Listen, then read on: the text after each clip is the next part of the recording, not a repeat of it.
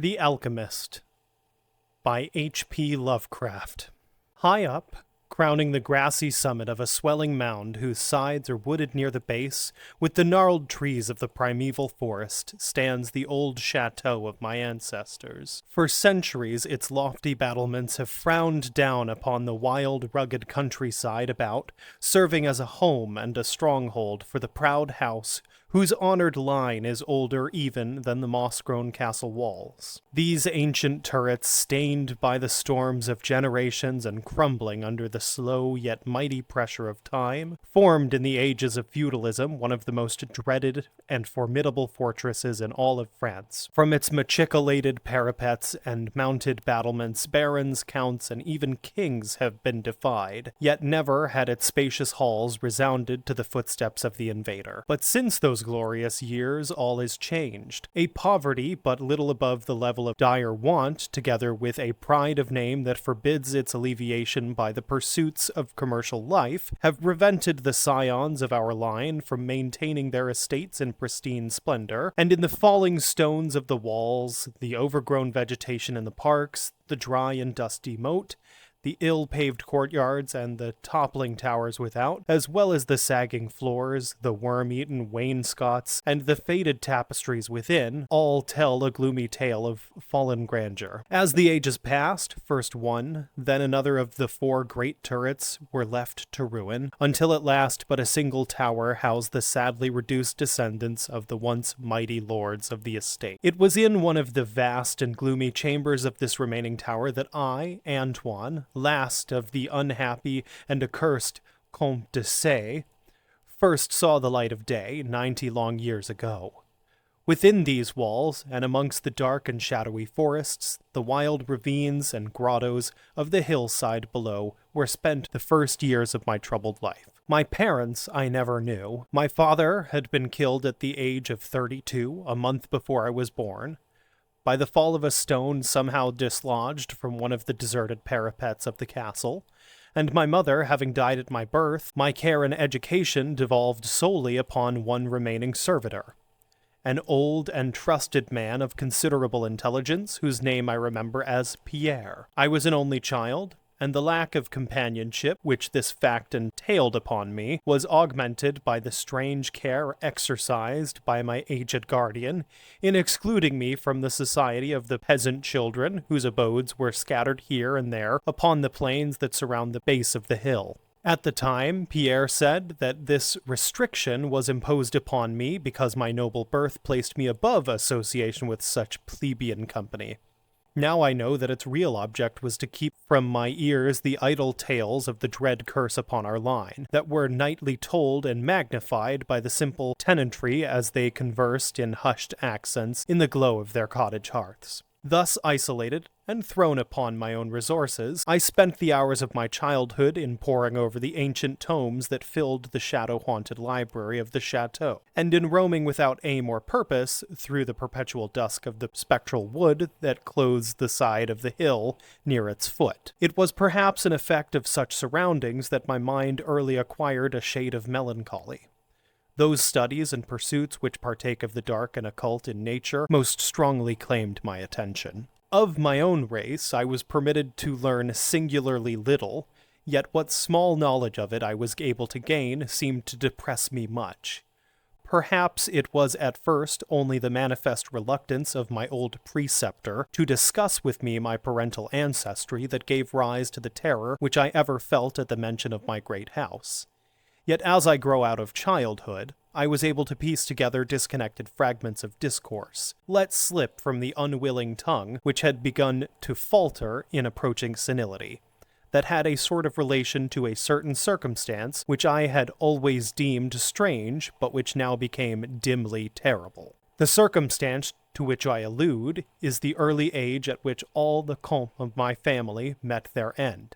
Whilst I had hitherto considered this but a natural attribute of a family of short-lived men, I afterward pondered long upon these premature deaths, and began to connect them with the wanderings of the old man, who often spoke of a curse which for centuries had prevented the lives of the holders of my title from much exceeding the span of 32 years. Upon my 21st birthday, the aged Pierre gave to me a family document which he had said for many generations had been handed down from father to son, and continued by each possessor. At this time, my belief in supernatural was firm and deep-seated, else I should have dismissed the scorn the incredible narrative unfolded before my eyes. The paper carried me back to the days of the 13th century, when the old castle in which I sat had been feared and impregnable fortress. It told of a certain ancient man who had once dwelt on our estates, a person of no small accomplishments, though little above the rank of peasant, by name Michel, usually designated by the surname of Mauvais,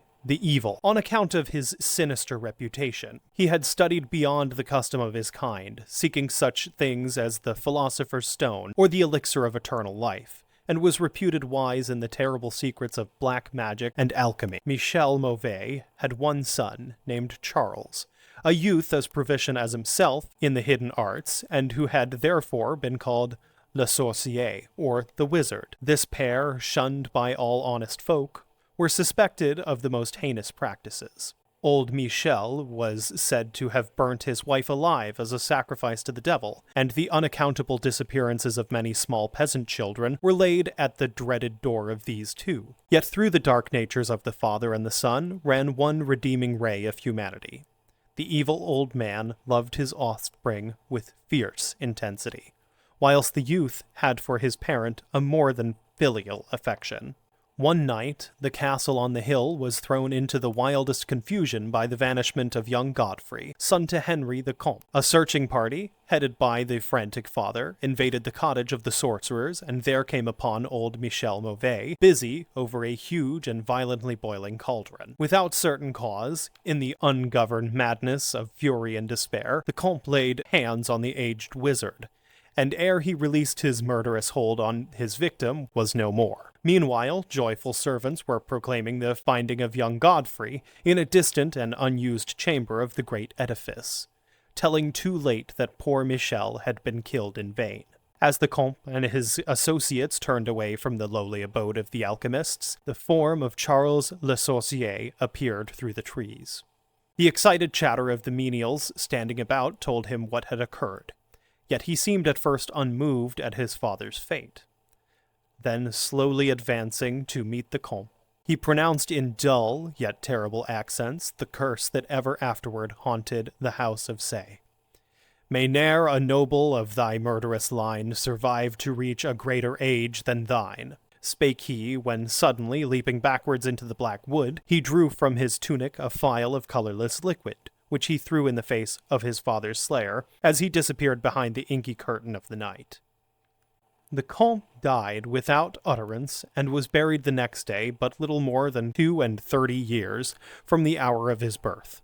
No trace of the assassin could be found, though relentless bands of peasants scoured the neighboring woods and the meadowland around the hill. Thus time and the want of a reminder dulled the memory of the curse in the minds of the late Comte's family, so that when Godfrey, innocent cause of the whole tragedy and now bearing the title, was killed by an arrow whilst hunting, at the age of 32, there were no thoughts save those of grief at his demise.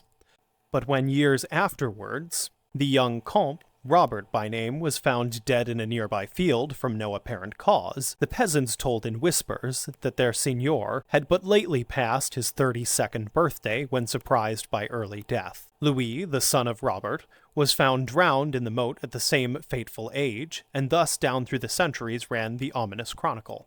Henry's, Robert's, Antoine's, and Armand's snatched from happy and virtuous lives when little below the age of their unfortunate ancestor at his murder. That I had left at most but 11 years of further existence was made certain to me by the words which I read. My life, previously held at small value, now became dearer to me each day, as I delved deeper and deeper into the mysteries of the hidden world of black magic.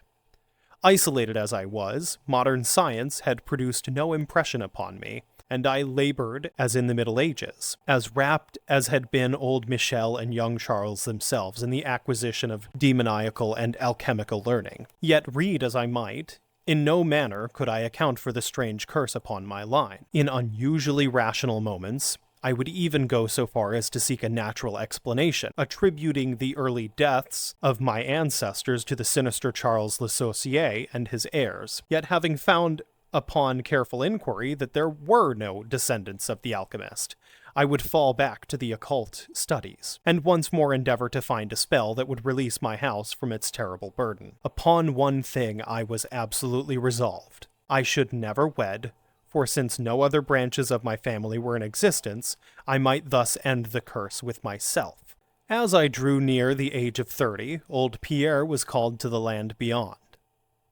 Alone, I buried him beneath the stones of the courtyard about which he had loved to wander in life. Thus was I left to ponder on myself as the only human creature within the great fortress. And in my utter solitude, my mind began to cease its vain protest against the impending doom, to become almost reconciled to the fate which so many of my ancestors had met. Much of my time was now occupied in the exploration of the ruined and abandoned halls and towers of the old chateau, which in youth fear had caused me to shun, and some of which, old Pierre had once told me, had not been trodden by human foot for over 4 centuries. Strange and awesome were many of the objects I encountered. Furniture covered by the dust of ages and crumbling with the rot of long dampness met my eyes. Cobwebs in a profusion never seen by me were spun everywhere, and huge bats flapped their bony and uncanny wings on all sides of otherwise untenanted gloom. Of my exact age, even down to days and hours, I kept a most careful record, for each movement of the pendulum of the massive clock in the library told of so much more of my doomed existence. At length, I approached that time which I had so long viewed with apprehension. Since most of my ancestors had been seized some little while before they reached the exact age of Comte Henri at his end, I was every moment on the watch for the coming of the unknown death. In what strange form the curse should overtake me I knew not, but I was resolved at least that it should not find me a cowardly or passive victim. With new vigor I applied myself to my examination of the old chateau and its contents. It was upon one of the longest of all my excursions of discovery in the deserted portion of the castle, less than a week before that fatal hour which I must mark the utmost limit of my stay on earth, beyond which I could have not even the slightest hope of continuing to draw breath, that I came upon the culminating event of my whole life. I had spent the better part of the morning in climbing up and down half-ruined staircases in one of the most dilapidated of the ancient turrets. As the afternoon progressed, I sought the lower levels, descending into what appeared to be either a medieval place of confinement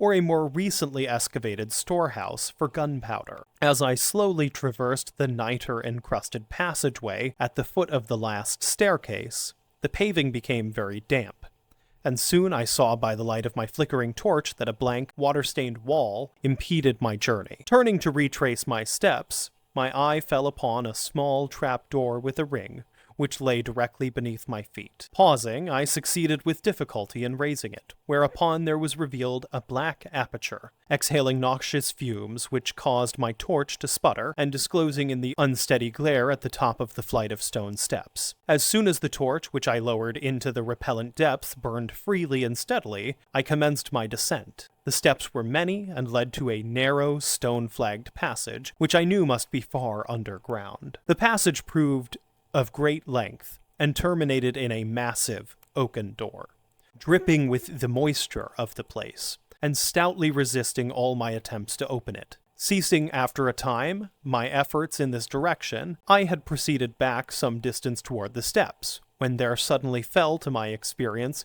one of the most profound and maddening shocks capable of reception by the human mind. Without warning, I heard the heavy door behind me creak slowly open upon its rusted hinges. My immediate sensations are incapable of analysis. To be confronted in a place as thoroughly deserted as I had deemed the old castle with evidence of the presence of man or spirit produced in my brain a horror of the most acute description. When at last I turned and faced the seat of the sound, my eyes must have started from their orbits at the sight at what they beheld. There in the ancient Gothic doorway stood a human figure. It was that of a man clad in a skull cap and a long medieval tunic of dark color. His long hair and flowing beard were of a terrible and intense black hue, and of incredible profusion. His forehead high beyond the usual dimensions, his cheek deep sunken, and heavily lined with wrinkles, and his hands, long, claw-like and gnarled, were of such a deathly, marble-like whiteness as I had never elsewhere seen in man. His figure, lean to the proportions of a skeleton, was strangely bent and almost lost within the voluminous folds of his peculiar garment. But strangest of all were his eyes, twin caves of abysmal blackness, profound in expression of understanding, yet inhuman in the degree of wickedness. These were now fixed upon me, piercing my soul with their hatred, and rooting me to the spot whereupon I stood. At last the figure spoke in a rumbling voice that chilled me through with its dull hollowness and latent malevolence. The language in which the discourse was clothed was that debased form of Latin in use amongst the more learned men of the Middle Ages, and made familiar to me by my prolonged researches into the works of the old alchemists and demonologists. The apparition spoke of the curse which had hovered over my house, told me of my coming end, dwelt on the wrong perpetuated by my ancestor against old Michel Mauvais, and gloated over the revenge of Charles Le Sorcier. He told how the young Charles had escaped into the night, returning in after years to kill Godfrey, the heir with an arrow, just as he approached the age which had been his father's at his assassination, how he had secretly returned to the castle and established himself, unknown,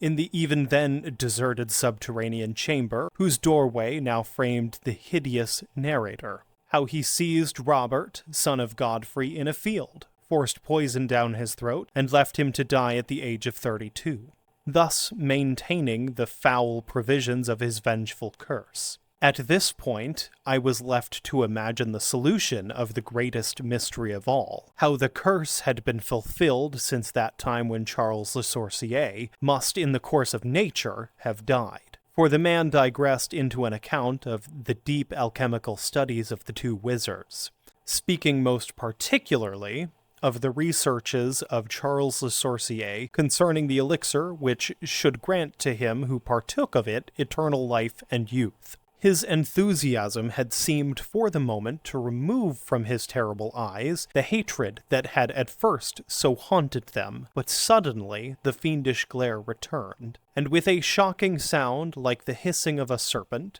the stranger raised a glass phial with the evident intent of ending my life as had Charles Le Sorcier 600 years before ended that of my ancestor. Prompted by some preserving instinct of self-defense, I broke through the spell that had hitherto held me immovable, and flung my now dying torch at the creature who menaced my existence. I heard the phial break harmlessly against the stones of the passage as the tunic of the strange man caught fire and lit the horrid scene with a ghastly radiance. The shriek of fright and impotent malice emitted by the would-be assassin proved too much for my already shaken nerves, and I fell prone upon the slimy floor in a total faint. When at last my senses returned, all was frightfully dark, and my mind, remembering what had occurred, shrank from the idea of beholding more. Yet curiosity overmastered all. Who, I asked myself, was the man of evil, and how came he within the castle walls? Why should he seek to avenge the death of poor Michel Mauvais, and how had the curse been carried on through all the long centuries since the time of Charles Le Sorcier? The dread of years was lifted from my shoulders, for I knew that he whom I had felled was the source of all my danger from the curse, and now that I was free, I burned with the desire to learn more of the sinister thing which had haunted my line for centuries, and made my own youth one long-continued nightmare. Determined upon further exploration, I felt in my pockets for flint and steel, and lit the unused torch which I had with me. First of all, the new light revealed the distorted and blackened form of the mysterious stranger. The hideous eyes were now closed. Disliking the sight, I turned away and entered the chamber beyond the Gothic door. Here I found what seemed much like an alchemist's laboratory. In one corner, an immense pile of shining yellow metal that sparkled gorgeously in the light of the torch. It may have been gold, but I did not pause to examine it, for I was strangely affected by that which I had undergone. At the farther end of the apartment was an opening leading out into one of the many wild ravines of the dark hillside forest. Filled with wonder, yet now realizing how the man had obtained access to the chateau, I proceeded to return. I had intended to pass by the remains of the stranger with averted face, but as I approached the body, I seemed to hear emanating from it a faint sound, as though life were not yet wholly extinct. Aghast, I returned to examine the charred and shriveled figure on the floor. Then all at once the horrible eyes, blacker even than the seared face in which they were set, opened wide with an expression which I was unable to interpret. The cracked lips tried to frame words which I could not well understand. Once I caught the name of Charles Le Sorcier, and again I fancied the words years and curse issued from the twisted mouth. Still, I was at a loss to gather the purport of his disconnected speech. At my evident ignorance of his meaning, the pithy eyes once more flashed malevolently at me, until, helpless as I saw my opponent to be, I trembled as I watched him. Suddenly the wretch, animated with his last burst of strength, raised his hideous head from the damp and sunken pavement. Then, as I remained, paralyzed with fear, he found his voice, and in his dying breath screamed forth those words which had ever afterward haunted my days and my nights. "Fool!" he shrieked. "Can you not guess my secret? Have you no brain whereby you may recognize the will which was through 6 long centuries fulfilled the dreadful curse upon your house? Have I not told you of the great elixir of eternal life? Know you not how the secret of alchemy was solved? I tell you, it is I that have lived for 600 years to maintain my revenge, for I am Charles Le Sorcier."